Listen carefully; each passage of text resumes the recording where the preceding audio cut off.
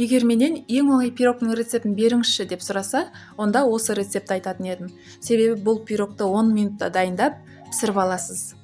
2 жұмыртқаға шым-шым тұз салып, аздап миксерлеп аламыз. Айта кетерлігі, бұл рецептке ешқандай да таразының қажеті жоқ. Барлығын осындай шай ішетін кесенің көмегімен өлшеп аламыз. Жаңағы жұмыртқаның үстіне 1 шай кесе қантты аз-аздан сала отырып, аппақ болып көпіртіп миксерлеп аламыз. Сосын 100 грамм майонезді салып, оны да миксерлейміз. 1 кесе толы ұнға 1 шай қасық қопсытқышты салып араластырып аламыз да, жұмыртқаның үстіне азғантай-азғантайдан сала отырып, миксерлейміз. Сосын тағы да жарты кесе ұнды салып, күрекшенің көмегімен араластыра берсек болады.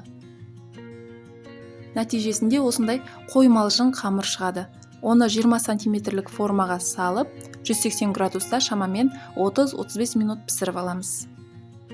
Пирогымыз өте жақсы көтеріліп, арасы да толықтай пісіп, дәмді болып шықты. Бетін қалауыңызға қарай қант ұнтағымен немесе басқа да нәрселермен сәндей берсеңіз болады.